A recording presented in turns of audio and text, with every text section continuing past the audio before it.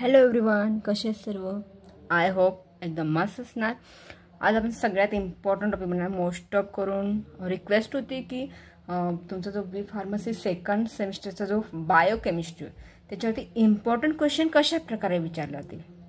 Okay, तर मी आज फक्त जेवढे तुमचे क्वेश्चन पेपरमध्ये विचारले गेलेत ते क्वेश्चन आपण रिवाइज करणार आहे आणि पुढे तुम्ही बघा, कंप्लीट व्हिडिओ बघा, म्हणजे तुम्हाला काही कन्फ्युजन तुम्ही ते डाऊट क्लिअर होतील. ओके, आणि कोणाला काही प्रॉब्लेम वगैरे असतील, क्युरीज असतील तर तुम्ही मला कमेंट करू शकता.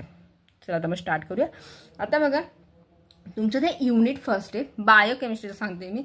जे तुमचं युनिट फर्स्ट आहे त्याच्यामध्ये फर्स्ट क्वेश्चन तुमचा सगळ्यात इम्पॉर्टंट म्हणजे right the detail classification and significance. कशा विचारला तर तुम्हाला प्रोटीन असू शकतो, लिपिड असू शकतो किंवा कार्बोहायड्रेट, याच्यापैकी कुठला तरी एक विचारला जाणार आहे. ठीक आहे. सेकंड 1 नंबरचा क्वेश्चन म्हणजे discuss the various energy rich compound, किंवा तू असाही विचारला जाऊ शकतो क्वेश्चन, एनर्जी रिच कंपाऊंड विचारलं किंवा हाय एनर्जी फॉस्फेट देखील विचार. हा सगळ्यात very very important.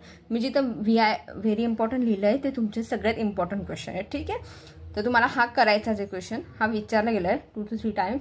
Discuss the various energy rich compound, high energy phosphate. Second म्हणजे तुमचा write the biological significance ATP and CMP. ठीक आहे, याच्यावरती पण तुम्हाला बायोलॉजिकल सिग्निफिकन्स विचारले जातात. ठीक आहे. नेक्स्ट क्वेश्चन आहे तुमचा की write the detail about the function of the various classes of biomolecule. मी हे सगळे क्वेश्चन तुमचे घेतले.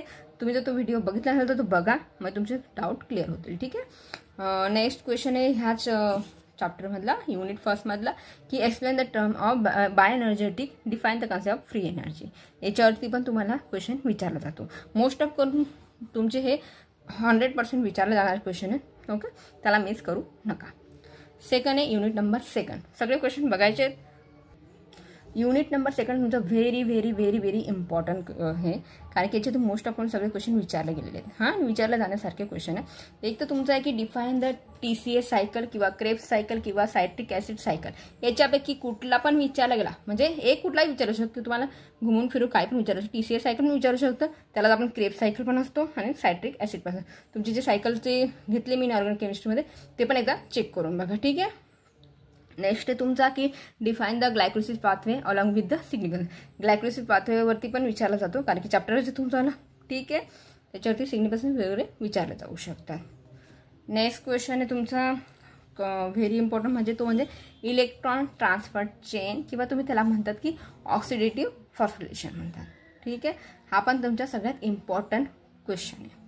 ओके, हे क्वेश्चन तुम्हाला करायचेच आहेत. जे IMP क्वेश्चन दिले ते करायचेच आहेत डेफिनेटली. बाकीचे तुम्ही करा, पण हे सगळ्यात जास्त इम्पॉर्टंट आहे, यांना मिस करू नका. ठीक आहे. क्वेश्चन नंबर 4 तुम्हाला ह्या प्रकारे विचारलं की define HMP short pathway along with the energetic and significance तुम्हाला विचारलं जाऊ शकतं. ठीक आहे. आणि क्वेश्चन नंबर 5 मध्ये पण तुम्हाला जर hormone regulation of blood glucose level विचारलं जातं, किंवा तो क्वेश्चन असाही विचारला जातो और म्हणून मी टाकला आहे की define the role of insulin glucagon in regulation of the blood glucose level. म्हणजे याला तुम्ही काय म्हणतात की याच्यावरती पण डिटेल घेतलं, डायबिटीज मिटलेस वगैरे तुम्ही म्हणतात ना, तो क्वेश्चन हा आहे. ठीक आहे, याच्यावरती विचारला जाऊ शकतो. नंतर तुम्हाला जर म्हणजे मोस्ट ऑफ हे क्वेश्चन तर सगळ्यात इम्पॉर्टंट होते. जस्ट तुम्ही लास्टला बघणार चॅप्टरमध्ये की ग्लुकोजेन मेटाबॉलिझम पाथवे वगैरे त्याचे शॉर्ट नोट विचार, किंवा डिफाईन द ग्लुकोजेनेसिस विचारला जाऊ शकतो. ठीक आहे, तर शॉर्ट नोट म्हणून विचारलं जाऊ शकतो. ठीक आहे. आणि unit number 3 very very very very important, याला मिस करायचं नाही. ठीक आहे, याच्यामध्ये सगळेच क्वेश्चन इम्पॉर्टंट.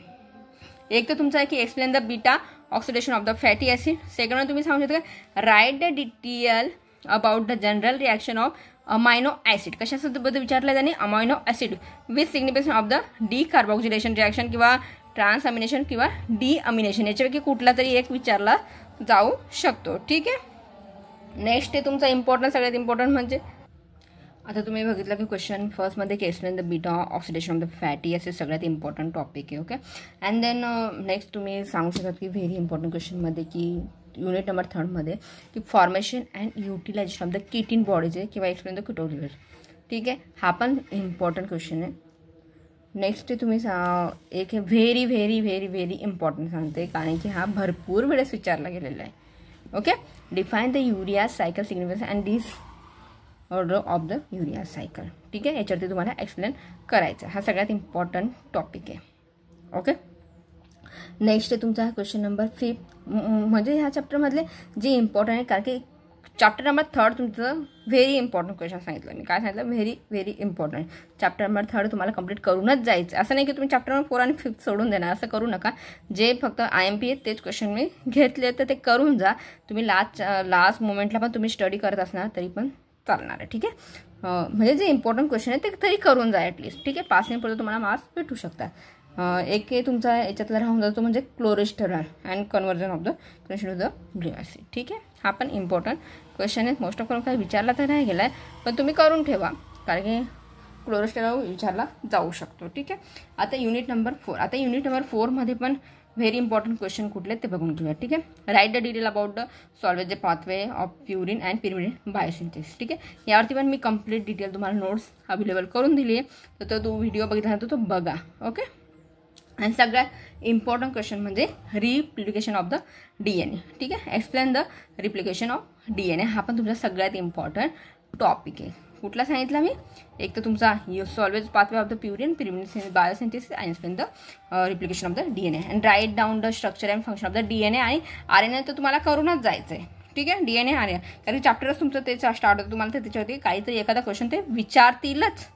ठीक आहे, डिस्कस द DNA किंवा तुम्हाला असंही विचारलं की DNA डिस्कस करा किंवा प्रोटीन सिंथेसिस वगैरे आहे ना ते पण डिस्कस करा. ट्रान्सलेशन तुम्हाला माहिती आहे. ठीक आहे, हा पण इम्पॉर्टंट क्वेश्चन आहे. आता युनिट नंबर 5 मधले मी याच्यात फक्त इम्पॉर्टंट जे विचारले गेलेत आतापर्यंत तेच घेतलेत मी, एक्स्ट्रा तुम्हाला काय दिलेले नाहीत. म्हणजे हे तरी करून जा ॲटलिस्ट. ठीक आहे, नेक्स्ट आहे तुमचा युनिट नंबर 5. सगळ्यात इम्पॉर्टंट टॉपिक तुम्हाला युनिट नंबर 2मध्ये पण मोस्ट ऑफ करून विचारला होता आणि युनिट नंबर 3मध्ये पण तुम्हाला मोस्ट ऑफ करून सगळे व्हेरी इम्पॉर्टंट सगळे, कारण की मोस्ट ऑफ करून त्याच्यावरतीच तुमचं सिलेबस मोस्ट ऑफ करून त्यांनी क्वेश्चन पेपरमध्ये टाकलेत क्वेश्चन. ठीक आहे, आता नेक्स्ट आहे तुमचा युनिट नंबर 5. युनिट नंबर 5मध्ये पण काही क्वेश्चन आहेत ते पण इम्पॉर्टंट आहे की define the nomenclature and properties of IUS classification of the enzyme. आता इम्पॉर्टंट आहे, व्हेरी इम्पॉर्टंट. नेक्स्ट आहे की डिफाईन द एन्झाईम रेग्युलेशन की with the reference to the तुमचा रेग्युलेशन आहे. नाही तर मग तुम्हाला असंही विचारू की एन्झाईम इंटिग्रेशन विचारलं किंवा त्याच्यातले 2 टाईप आहे तुम्हाला माहिती, कॉम्पिटेटिव्ह अँड नॉन कॉम्पिटेटिव्ह. हे 2 टॉपिक आहेत ते पण ते इम्पॉर्टंट आहेत. कुठल्या क्वेश्चन पेपरमध्ये सांगते तुम्हाला? युनिट नंबर 5मध्ये सांगते. ओके, लक्षात आलं का? Define the enzyme regulation and reference to the regulation, define the enzyme integration competitive and non competitive तुम्हाला विचारायचं होतं. हे याचेच पार्ट आहेत ना ह्याचे दोघी पण, ते पण करून ठेवायचे. जर शॉर्ट नोट्स म्हणून तुम्हाला जर विचारायला तो तुम्हाला आन्सर आले पाहिजे. आतापर्यंत तुम्हाला मोस्ट ऑफ करून मी मॅक्लेस मेंटेन इक्वेशन करूनच ठेवा, कारण की हा विचारला गेलेला आहे मागच्या क्वेश्चन पेपरमध्ये, तो करून ठेवा. एक तर तुमचं आहे की त्याच्यावरती अजून एक क्वेश्चन तुम्हाला त्याच्यावरती सांगू शकतात की एन्झाईम कायनेटिक्स म्हणून विचारलं जाऊ शकतं.